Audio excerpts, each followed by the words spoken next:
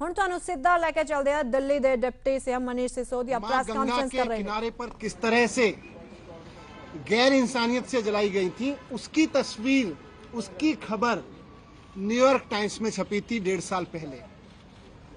जब ये खबर हमने देखी थी और देश के लोगों ने देखी थी तो एक भारतीय के नाते थोड़ा अपने आप पे शर्म आई थी, अपनी गवर्नेंस पे शर्म आई थी, अपने मॉडल पे शर्म आई थी। दुनिया में कोविड हैंडल हो रहा था लेकिन हम ऐसे हैंडल कर रहे थे, इस पे शर्म आई थी कि भारत में कोविड ऐसे हैंडल हो रहा है।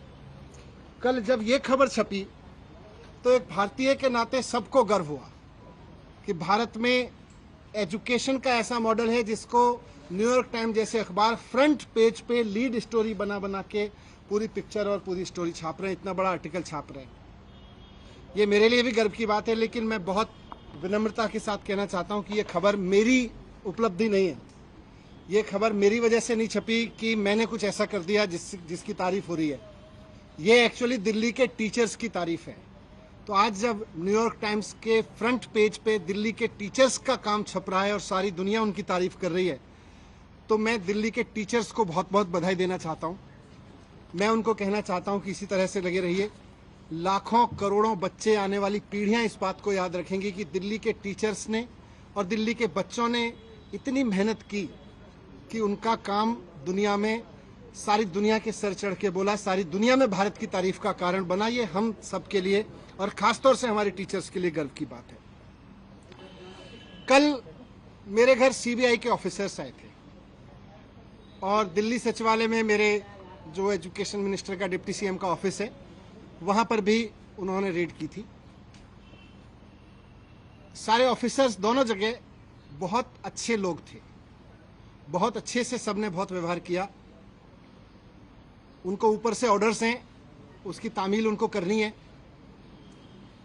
जो भी उनसे सही गलत कराया जा रहा है वो ऊपर के ऑर्डर से कराया जा रहा है। लेकिन मैं व्यक्तिगत रूप से खुद और अपने परिवार की तरफ से उन तमाम सीबीआई ऑफिसर्स का बहुत धन्यवाद करना चाहता हूं जिन्होंने कल बहुत अच्छे से मेरे परिवार के साथ व्यवहार करते हुए मेरे घर को सर्च किया।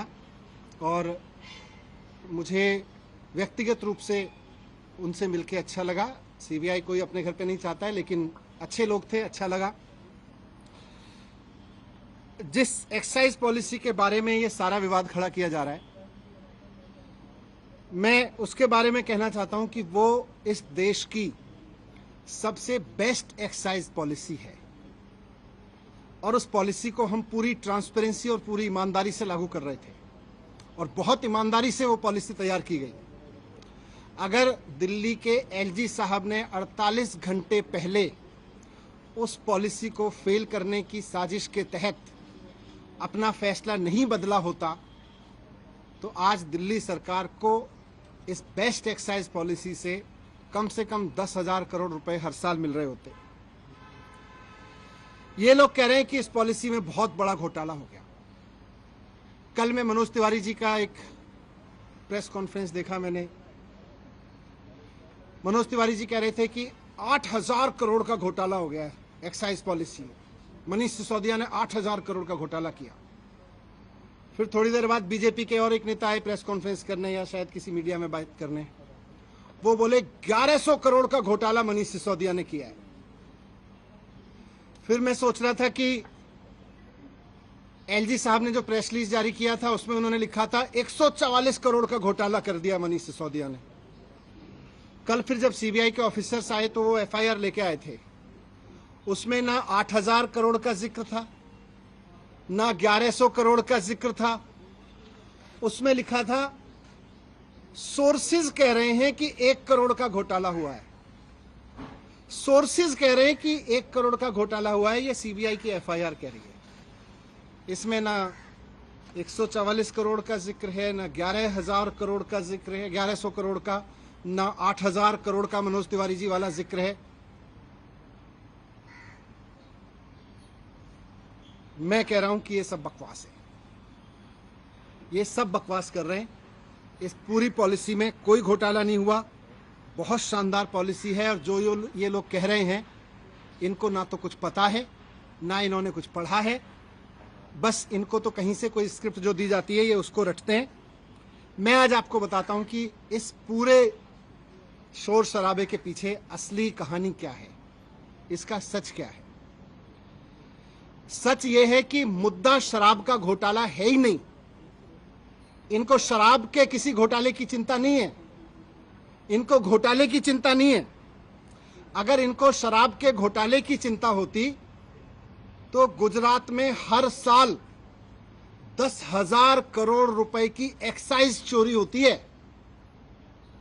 अगर शराब की एक्साइज की चोरी की अगर चिंता इनको होती, एक्साइज के घोटाले की इनको चिंता होती, तो आज ये सीबीआई का पूरा हेडक्वार्टर गुजरात में शिफ्ट करा देते 10,000 करोड़ का घोटाला रोकने के लिए।